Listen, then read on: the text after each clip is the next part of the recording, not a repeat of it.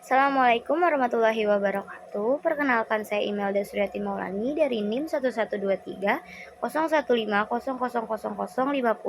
Di sini saya akan membacakan tentang hikmah mempunyai akhlak yang baik bagi seorang muslim. Dalam kehidupan di dunia ini, manusia tidak hidup sendiri, melainkan manusia tercipta sebagai makhluk sosial. Makhluk hidup saling berdampingan, saling membutuhkan satu sama lain, dan saling berinteraksi. Manusia dengan Tuhan, manusia dengan manusia, manusia dengan alam, ataupun manusia dengan hewan, hubungan tersebut saling berkaitan.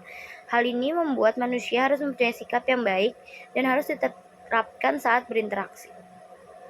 Sikap antar manusia dengan orang lain disebut juga dengan akhlak. Akhlak itu sendiri dibedakan menjadi dua, yaitu akhlak mahmumah dan akhlak mazmumah. Akhlak mahmudah adalah akhlak mulia atau akhlak yang baik, sedangkan akhlak mazmumah itu kebalikannya dari akhlak mulia atau dapat diartikan sebagai akhlak yang tercela. Dalam kehidupan sehari-hari, akhlak mahmudah sangat dibutuhkan manusia. Beberapa hal yang dapat mempengaruhi akhlak seseorang yaitu keluarga, lingkungan, teman sebaya, dan pendidikan. Akhlak yang baik sangat penting dalam kehidupan kita sebagai makhluk sosial. Hal ini dikarenakan sikap-sikap yang biasa kita praktekkan dalam kehidupan sehari-hari akan menjadi suatu kebiasaan dan akan menjadi karakter atau ciri khas bagi seseorang. Terutama sikap atau akhlak baik kita kepada orang lain. Allah telah memerintahkan hambanya untuk berbuat baik, yaitu sesuai yang telah dijelaskan di dalam Al-Quran, surat Al-Isra ayat 7 yang berbunyi, jika berbuat baik, berarti kamu telah berbuat baik untuk dirimu sendiri. Jika kamu berbuat jahat, kerugian dari kejahatan itu kembali kepada dirimu sendiri. Apabila datang saat kerusakan yang kedua, kami bangkitkan musuhmu untuk menyuramkan wajahmu untuk memasuki masjid sebagaimana memasukinya ketika pertama kali untuk membinasakan apa yang saja mereka kuasai. Quran Surat Al-Isra ayat 7. Imam Ar-Razi dalam kitab tafsir Mafatihul Ghaib menafsirkan ayat tersebut bahwa manusia yang melakukan kebaikan akan dibukakan pintu-pintu keberkahan oleh Allah. Sebaliknya, bila seseorang berbuat kejahatan, maka Allah akan membuka pintu-pintu keburukan lainnya. Allah telah menjanjikan kebaikan yang lebih besar di dunia maupun di akhirat jika manusia bisa berguna dan bermanfaat untuk orang lain. Sebaliknya, jika manusia berbuat jahat, Allah telah menyiapkan hukuman yang menanti di hari kiamat. Perintah berakhlak baik juga tertuang dalam hadis-hadis Rasulullah, salah satunya yaitu dari Abu Salabah Al-Khasyani. Rasulullah Shallallahu Alaihi Wasallam bersabda, orang yang saya cintai yang paling dekat denganku kelak di akhirat adalah orang yang paling baik akhlaknya, dan orang yang paling saya benci dan paling jauh denganku kelak di akhirat adalah orang yang paling buruk akhlaknya, yaitu mereka yang banyak berbicara dan suka mencemooh manusia dengan kata-katanya. Yang pertama itu saya akan menjelaskan syidik. Al-Quran adalah wahyu dari Allah yang sampai saat ini masih terjamin keotentikannya. Selain keasliannya, Al-Quran juga bukan hanya diperuntukkan kepada umat Islam saja, melainkan kepada seluruh umat manusia. Al-Quran memerintahkan kejujuran. Terkadang Allah Subhanahu wa Ta'ala menggambarkan dirinya dengan sifat jujur. Jujur adalah sebuah kata yang indah didengar, tetapi tidak seindah mengaplikasikan dalam kehidupan sehari-hari. Tidak pula berlebihan. Bila ada yang mengatakan jujur, semakin langka dan terkubur. Bahkan tidak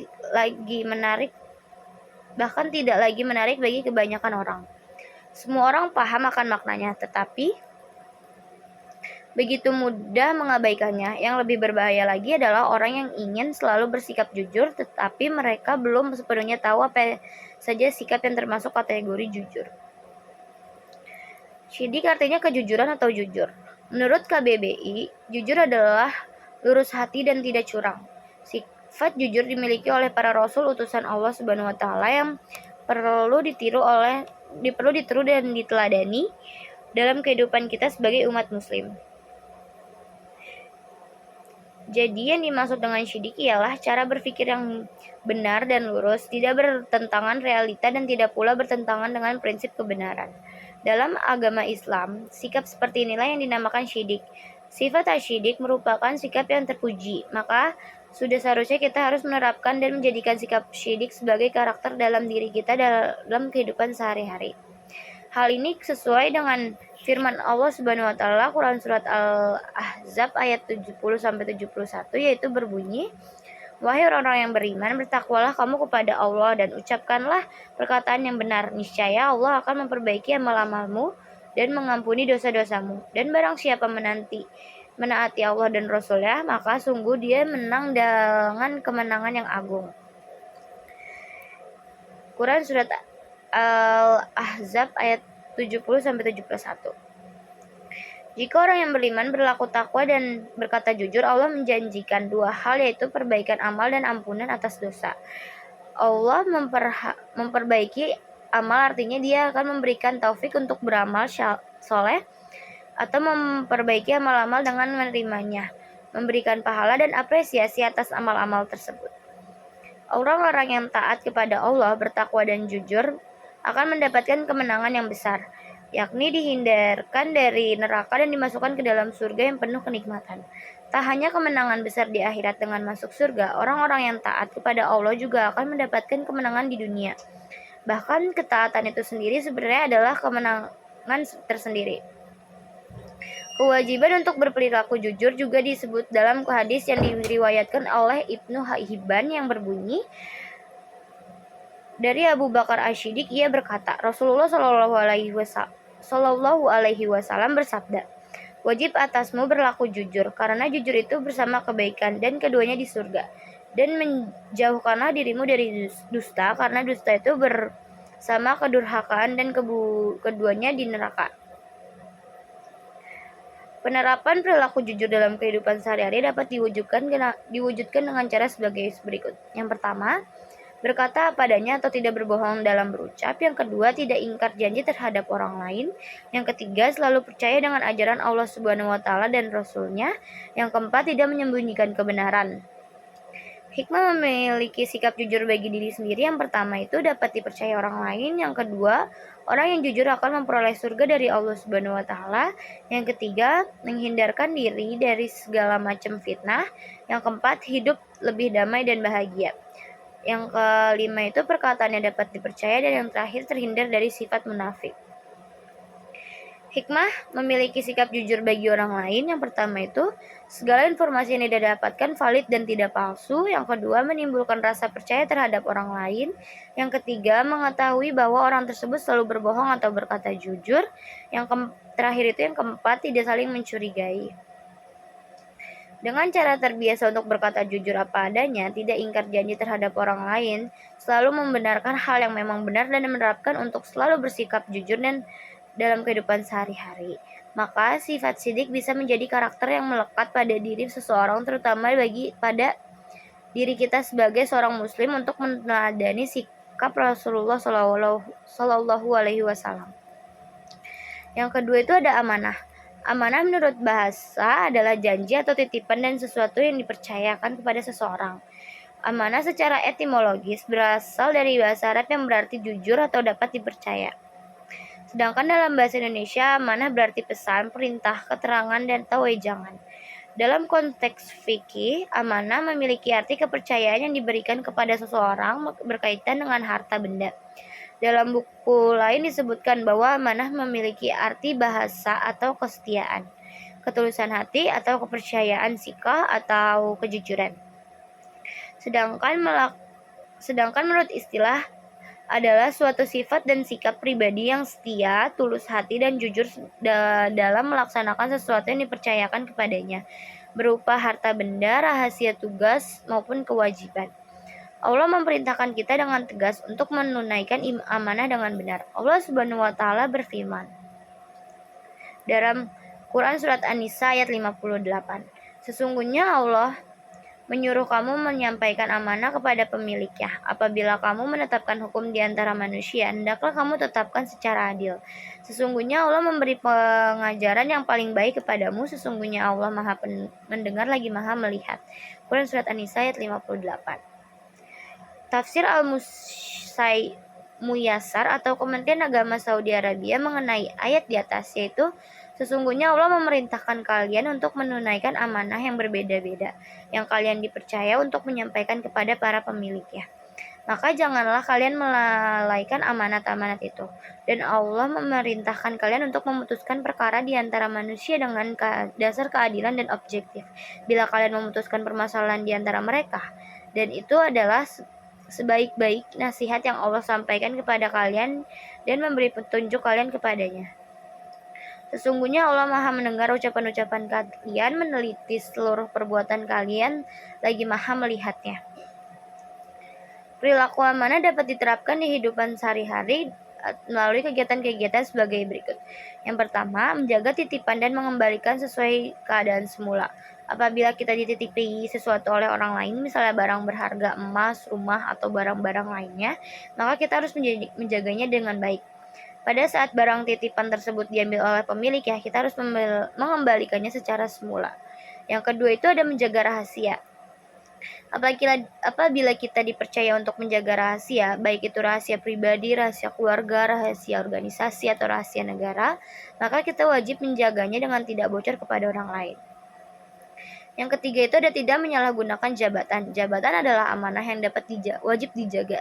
Apabila kita diberi jabatan atau apapun bentuknya, maka kita harus menjaga amanah tersebut. Segala bentuk penyalahgunaan jabatan untuk kepentingan pribadi, keluarga, atau kelompok tersebut perbuatan yang melanggar amanah. Yang keempat itu ada memelihara semua nikmat yang telah diberikan oleh Allah Subhanahu wa taala, berupa umur, kesehatan, harta benda, ilmu, dan sebagainya. Semua nikmat yang diberikan oleh Allah Subhanahu wa taala kepada umat manusia adalah amanah yang harus dijaga dan dimanfaatkan dengan sebaik-baiknya. Orang yang berbuat baik kepada orang lain sesungguhnya ia telah berbuat baik kepada diri sendiri. Begitu juga sikap amanah memiliki dampak positif bagi diri sendiri. Di antaranya adalah memiliki sifat amanah bagi diri sendiri yaitu sebagai berikut. Yang pertama, dipercaya orang lain. Ini merupakan modal yang sangat berharga dalam menjalin hubungan dan berinteraksi sesama antar manusia. Yang kedua itu mendapatkan simpati dari semua pihak. Yang ketiga, hidupnya akan sukses dan dimudahkan oleh Allah Subhanahu wa taala. Yang keempat, terhindar dari dosa besar. Yang kelima, selalu didengar oleh orang lain. Sedangkan hikmah memiliki sifat amanah bagi orang lain di sekitar kita yaitu sebagai berikut. Yang pertama, rahasia terjaga oleh orang lain. Yang kedua, jika menitipkan barang atau sesuatu, barang yang kita titipkan itu aman. Yang ketiga, menimbulkan kepercayaan terhadap orang lain. Yang keempat itu melatih rasa tanggung jawab yang besar terhadap sesuatu yang diamanahkan. Sini yang ketiga saya akan menjelaskan tentang tablik. Secara etimologis, tablik berasal dari kata kerja balaga, yubaligut tabligan, yang artinya menyampaikan. Menurut pandangan M. Natsir, tablik berarti balaga, yang artinya menyampaikan dengan sempurna. Seperti dalam kalimat balagul mubin yang artinya menyampaikan keterangan yang jelas. Sedemikian rupa sehingga dapat diterima oleh akal dan dapat ditangkap oleh hati. Kemudian dapat pula dicerna oleh keduanya. Dilihat dari makna katanya, tablik tersendiri memiliki makna yang berarti penyampaian atau menyampaikan.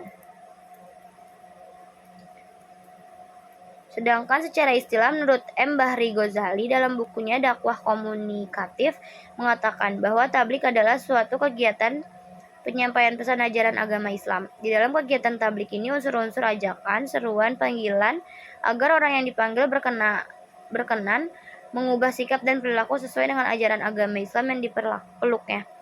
Jadi, dapat diartikan bahwa tablik merupakan kegiatan menyampaikan ajaran Allah dan Rasul kepada orang lain ataupun umat muslim dengan cara transparan atau menyampaikan sesuatu tanpa ada yang ditutupi.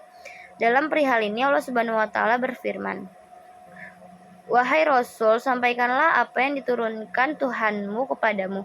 Jika engkau tidak melakukan apa yang diperintahkan itu, berarti engkau tidak menyampaikan risalahnya. Allah menjaga engkau dari gangguan manusia, sedangkan Allah tidak memberi petunjuk kepada kaum yang kafir." Quran Surat Al-Maidah ayat 67.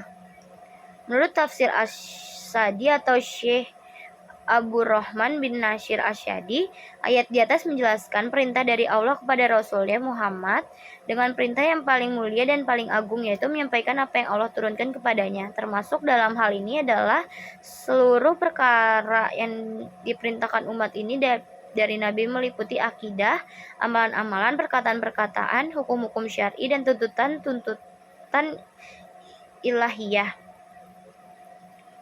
Nabi telah menyampaikan dengan sempurna. Dia telah berdakwah, memberi perintah, menyampaikan berita gembira, dan memberi kemudahan. Dia mendidik orang-orang bodoh yang tidak bisa membaca dan menulis menjadi ulama robani. Beliau menyampaikan dengan ucapan, perbuatan, mengirim surat, dan mengirim utusan-utusannya. Tiada kebaikan kecuali beliau menunjukkan umatnya kepadanya, dan tiada keburukan kecuali beliau memperingatkan umatnya darinya. Maka para sahabat, para ulama, para imam, dan para kaum muslimin yang merupakan orang-orang terpilih umat ini telah bersaksi untuknya bahwa dia telah menyampaikannya.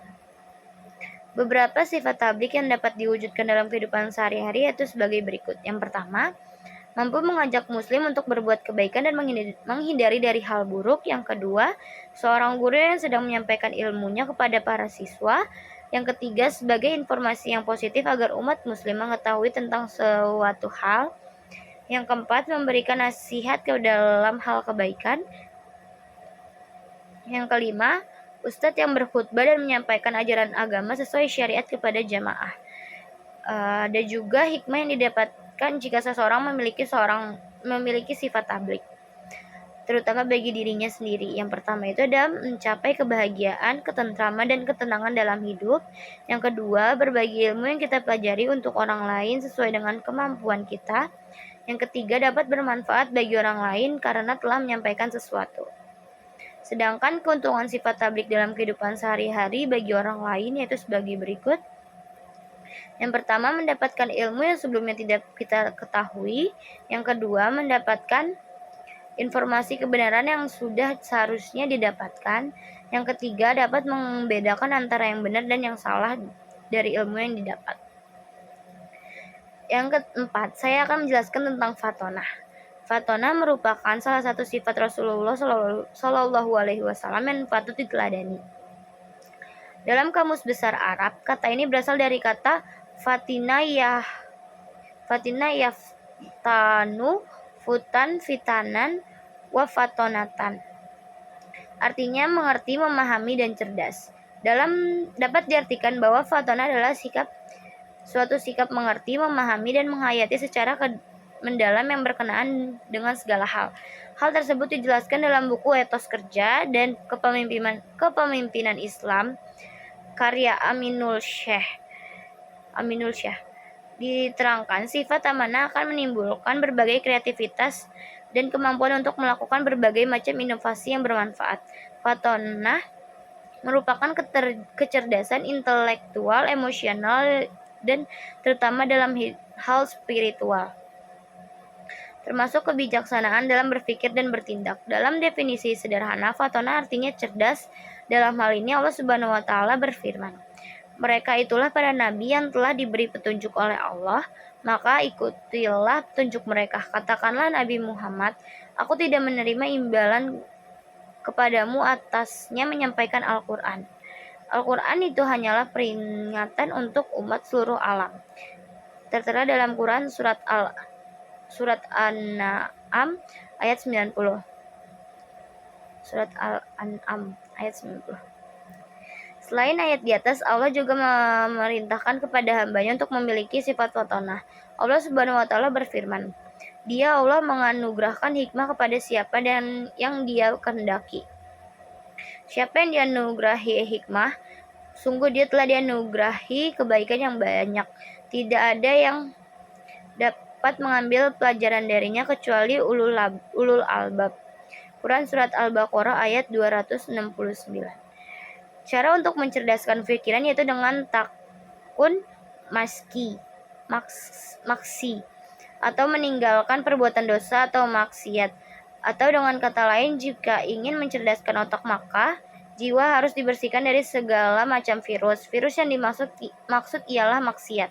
Karena ketika jiwa kita bersih dari maksiat, maka kita dapat mudah menerima ilmu, ajaran, atau pengetahuan yang baru. Contoh sikap fatona yang dapat diwujudkan dalam kehidupan sehari-hari yaitu sebagai berikut. Yang pertama itu mampu berpikir kritis dalam segala hal. Yang kedua dapat memberikan nasihat yang baik untuk orang lain tanpa menyinggung perasaan orang lain. Yang ketiga, belajar dengan giat dan tekun. Yang keempat, menghormati orang lain. Ada juga keuntungan memiliki sikap cerdas bagi diri sendiri. Yang pertama itu mudah mengetahui mana yang benar, mana yang salah. Yang kedua, mudah mengambil keputusan yang baik bagi dirinya dan juga orang lain. Yang ketiga, mampu mengendalikan emosi yang kurang stabil. Yang keempat, dapat mengenali emosi, kekuatan, kelemahan diri sendiri. Yang kelima, mampu beradaptasi dengan mudah karena pengetahuan yang dimilikinya. Yang keenam, tidak akan tersesat serta tetap berada di jalan Allah Subhanahu wa taala. Yang ketujuh, menyukai hal-hal yang baru untuk dipelajari. Sedangkan hikmah memiliki sikap cerdas bagi orang lain itu sebagai berikut. Yang pertama, mampu menerima keputusan yang baik dari orang yang cerdas. Yang kedua, mendapatkan hal-hal yang baru yang sebelumnya tidak kita ketahui. Yang ketiga itu tidak tersesat atau tidak salah untuk mengambil keputusan atas suatu hal. Yang terakhir itu ada mudah memahami sesuatu hal yang sedang dibicarakan. Menurut saya itu aja yang dapat saya sampaikan. Kurang lebihnya mohon maaf. Wassalamualaikum warahmatullahi wabarakatuh.